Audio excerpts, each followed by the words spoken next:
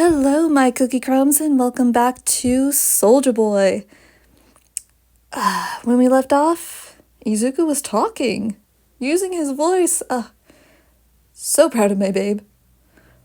My little baby, he's all grown up. Alright, let's get into it. The boys were in their respective rooms gearing up for the hardest missions of their lives. They received the word late last night after Denki had gone back to the dorms. As Izuku had finished strapping up and strapped on his belt and walked out to his room, he heard talking downstairs. "But do you really have to go?" a voice said. "It feels like you just got here. You haven't been here for that long." Izuku ran downstairs and saw Denki in the living room. "Kiki?" Izuku asked with his voice. "What's wrong?" "They were telling me you guys have a mission, and you don't know if or when you'll be back." "Yeah, we do have a mission. Please don't go. You guys just got here. You haven't been here for that long. I don't want to lose you guys." "Kiki, you're not going to lose us. We're just going on a mission, that's all. Besides, you heard our commanding officer. We told you by our commanding officer that we're supposed to be here for the foreseeable future. Missions or no." "Yeah, but that doesn't mean that you can't be sent away again. Guys, please don't go." Hi, Mike. You'll see us again. It's just a mission. But they said it was one of your hardest missions. What if something happens to you guys? I couldn't live with... Please take me with you." "Oh, no, mate. Don't pull that card. We can't take you with us. You're a hero in training. Well, the Black Ops. We take on missions like these because it's not... I know, but please." "Denki. Hey, Den, don't make this harder on us, okay? We'll come back," Nathan tried to assure. "Yeah, right. You'll come back. Kiki. Izu, please." Izuku then thought of an idea. He ran back upstairs and grabbed the little Pikachu plushie that Denki got him for him. He ran back downstairs with it and put it in his arms. "This is the plushie that I gave you. Do you not want it anymore? I want it, but I want you to keep it safe for me, okay? If Bakugo happens to come back while I'm gone, you know he's going to ruin it somehow. Oh yeah, he might try to break in here, won't he? I want you to keep it safe for me. And I want you to think of it as me saying that I definitely will be back, because I'm gonna want that plushie back." "Yeah? As much as I don't want to, but fine. I'll keep it safe for you, I promise. And if I come back, you have to let me let Pikachu evolve." "Blasphemy!" "That's right. I'm committing blasphemy. You have to get me a Raichu plushie to go with him. He needs a friend after all. And you can't get him another Pokemon, like a Squirtle or something? Oh, how about a Jolteon?" Raichu." "Fine. We'll be back, Kiki. Okay? Okay. Just be safe." "I'll get it," Nathan said. He opened the door and Aizawa stepped in. "All right, boys. It's time to go." "Yes, sir," the three said. "All right, you lot. Let's get this mission over with." "Bye, Denki. Bye, Den. You stay safe, alright? Keep up them studies. I want to see one of the best grades from you on that math test that we've been studying for. Yup, and I want to see perfect marks on that English test. Yeah, here? I got it. I'll do my absolute best. Keep Pikachu safe for me, Kiki, and you stay safe. Do really good in training, okay? I want to see some moves when you come back. Yeah? Okay. Bye, guys. You be safe too, okay? We'll do our best. Denki just nodded. And he silently, with tears in his eyes, went back to his dorm room, Pikachu in arms, squeezing it tightly. I'll talk to him later, Aizawa said. But for now, I'm supposed to take you to the drop-off. Now come on, we're running late. So, were you briefed on our mission? Not exactly. What is your mission, if you're allowed to say? We can't give you anything specific, but we're going after a villain. A high-class villain. Do you need any help from pro heroes? At the moment, we're just doing a stakeout. After the stakeout, we'll make our move. I see. Izuku? Izuku signed, losing his voice again.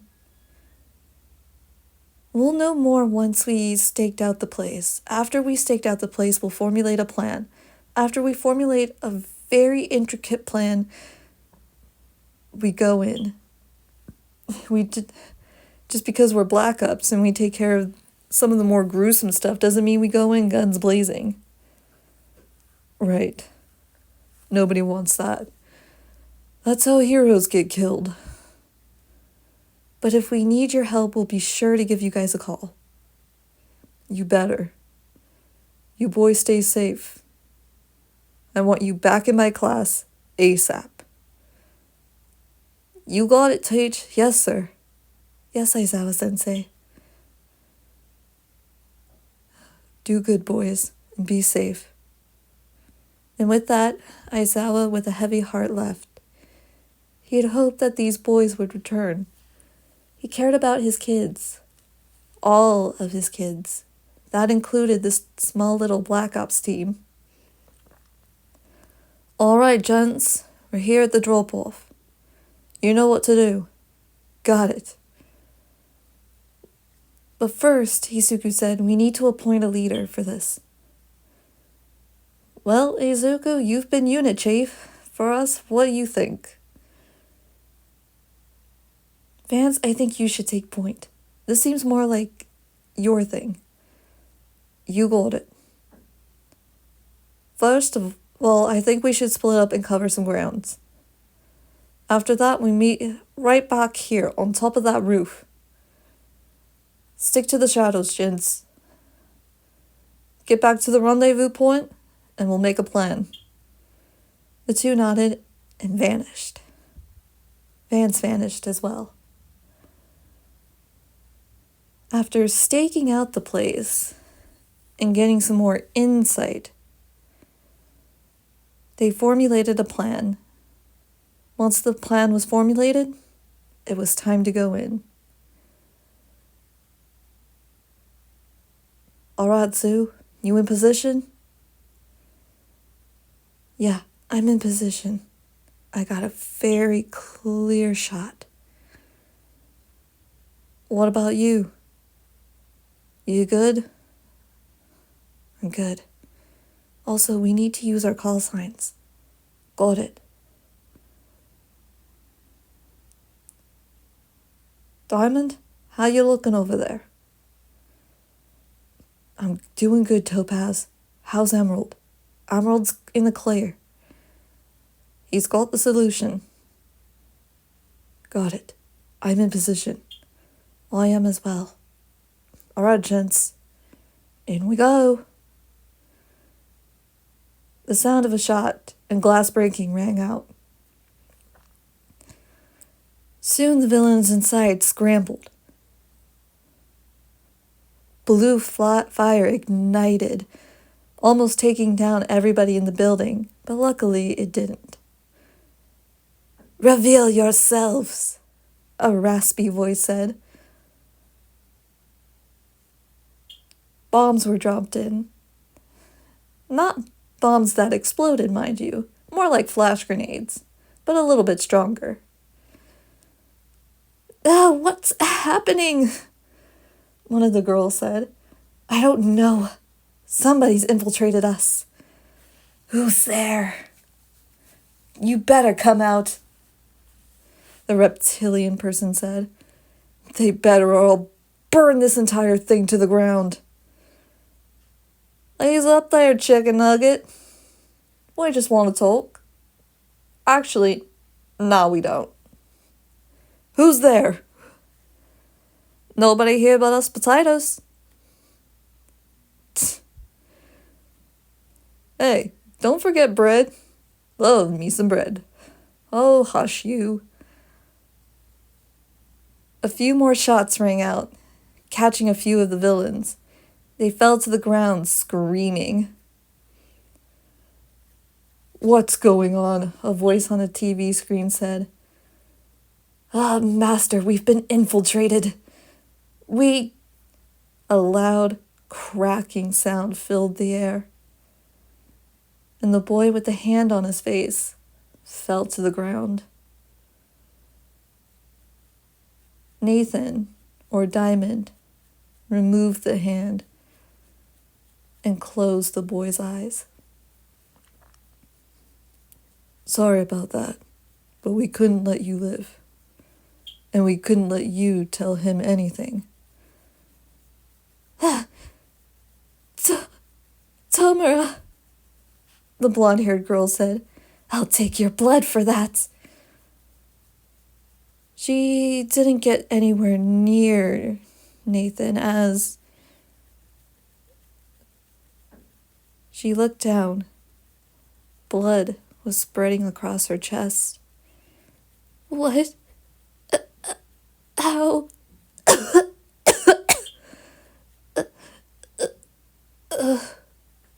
She too fell to the ground.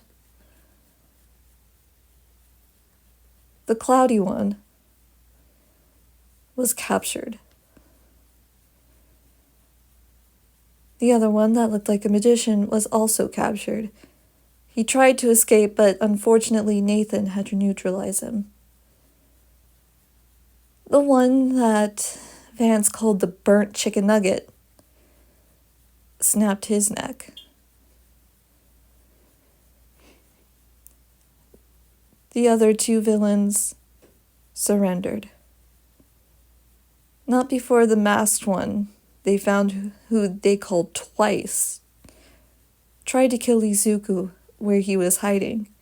Izuku got the upper hand and sadly thrusted his knife up into the chin and to the brain of Twice. "I'm sorry," Izuku whispered in his ear. "I'm so sorry." He gently laid the gigantic body onto the ground and said a prayer. He said a prayer for all of the villains that were now lying dead. "That was too easy," Vance or Topaz said. "You're right, that was way too easy. I feel like we're missing something." "You are missing something." "Put him down!" A faceless, bald villain had Izuku in his clutches. He had his big, wide arm wrapped around Izuku's tiny body, and another giant hand covering the lower half of his face.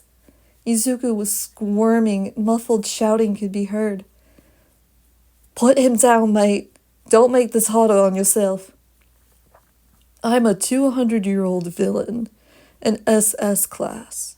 What can you do to me, quirkless?" Izuku kept squirming, trying so fiercely to get loose. "Now, Izuku, you stop that." How do you know his name? Don't you dare speak to him. I can speak to my son however I want. Izuku stopped.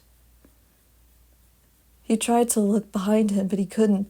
The hand that was on his on the lower half of his face kept him still. Son? He thought. No, that can't be.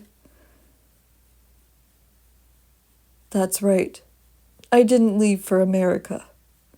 I've been here the whole time, but I've been keeping tabs on you, Izuku. You ran away from Ingo. Tried to make a new life in America, made some friends. You want to know what your mother's doing now? Izuku didn't want to know. He didn't care. She neglected him. She didn't love him.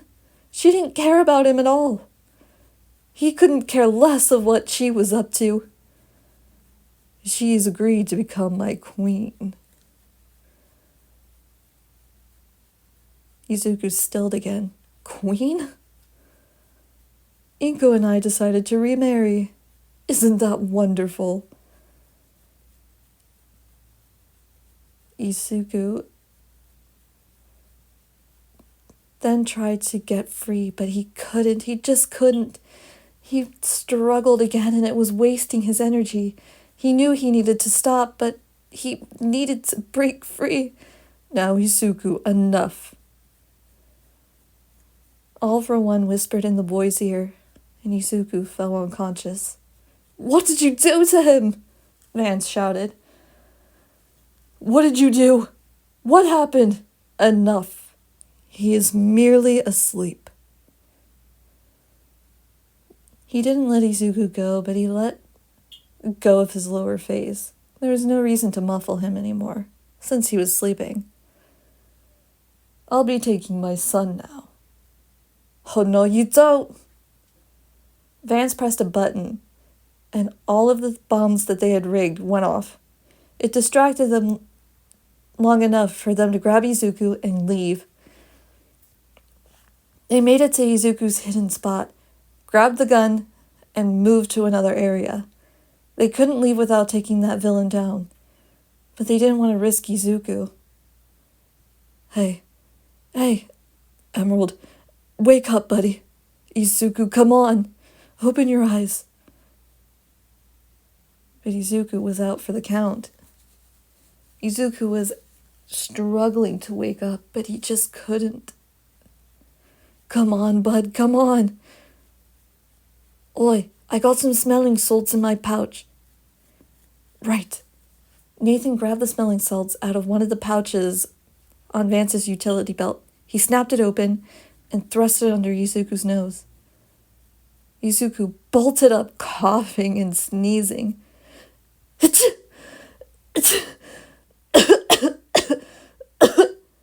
Deep breaths, Izuku, deep breaths. Oh, what did he do to me? He said, not feeling up to signing. I feel so woozy and sleepy. You gotta stay awake, Sue. Come on. What happened? That devil claimed that you were his father. And don't you worry, we're going to take that monster down. Okay. Izu, what's wrong?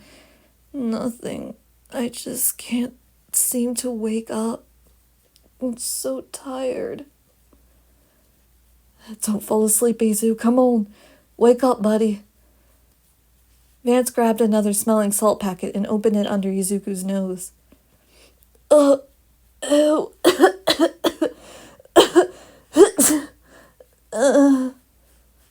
Why aren't these working? He must have a quirk that could put someone under a heavy sleep. To the point where smelling salts won't work. Damn it! Hello, boys. How did he... You forgot that I have many quirks. Oh, damn it. You can't escape. Not this time. Izuku, come here. No way. Izuku shakingly threw a knife at him and caught the villain in one of his eyeless sockets. Ah! Ah! Ah! Izuku! Is that any way to treat your father?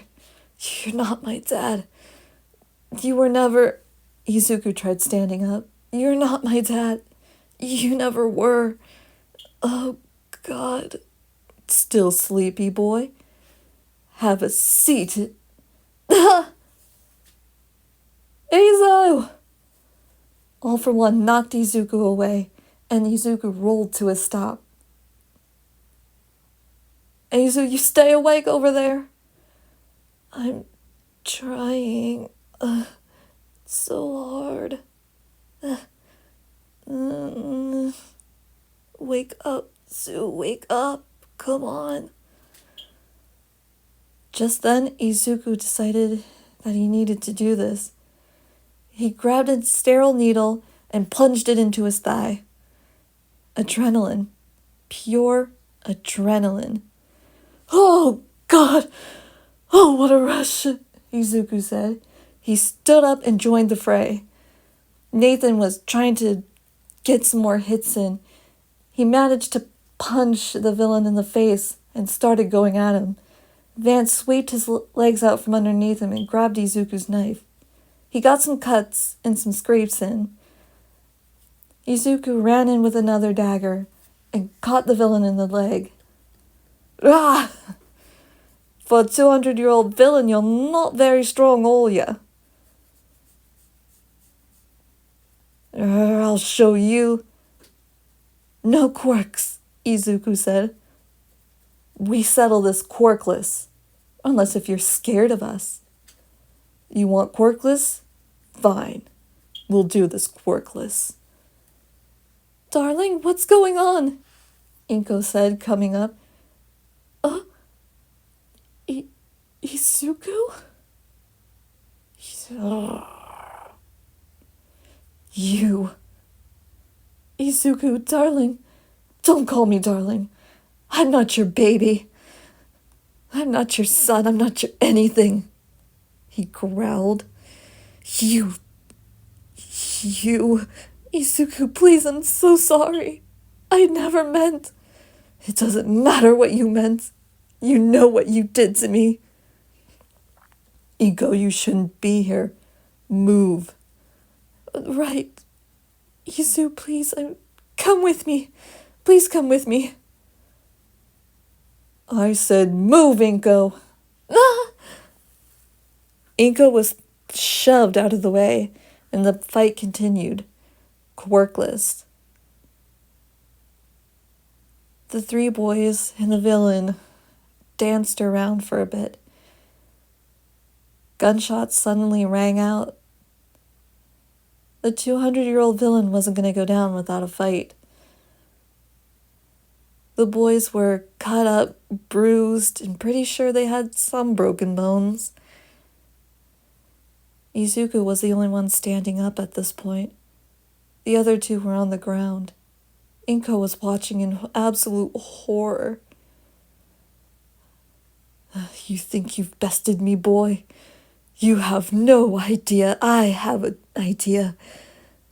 And I have bested you. To think you stole my quirk as an infant, all because that seer quirk told you I would destroy you. I couldn't let that happen, Izuku. You had a quirk powerful enough to kill a god. I couldn't let you wield that power. It would have destroyed you. It would have destroyed all of us. I saved you. You damned me. You damned me and you know it. I didn't. Izuku, enough. Time to end this, old man. Izuku moved forward and caught the villain in the chest. He ran the blade downward, eviscerating the 200-year-old villain. Izuku then thrust in the knife again, hitting the heart. The villain went down hard. Izuku once again removed the knife. I'm sorry, Dad, he whispered. He knelt by his father's head, placed a gentle hand on his cheek and on his forehead with the dagger. I'll save you in your next life, somehow. You and Tenko. Tenko? You. I figured we were related somehow. He's my cousin, isn't he? Izuku, please. Sorry, Dad. Goodbye. And the damage was dealt. Izuku had thrust the blade into the villain's head. And just before the man could regenerate, Izuku decided to light the body ablaze. He put the road flare into the openings of his stomach, and the man went down in a blazing glory.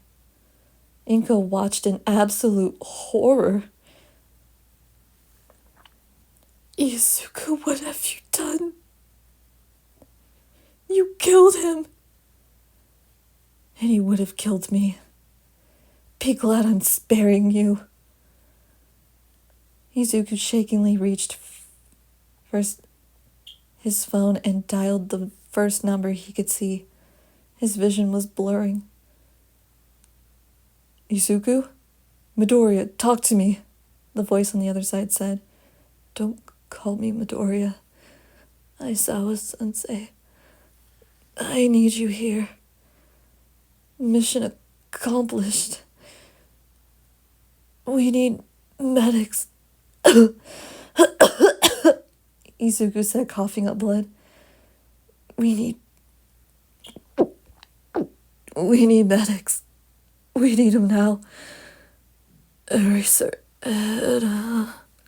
Izuku, talk to me. Izuku! Izuku faded into the darkness. And Izuku feared that this wasn't the only toughest mission that he had yet to face. He feared that there was one more, and it would be even tougher.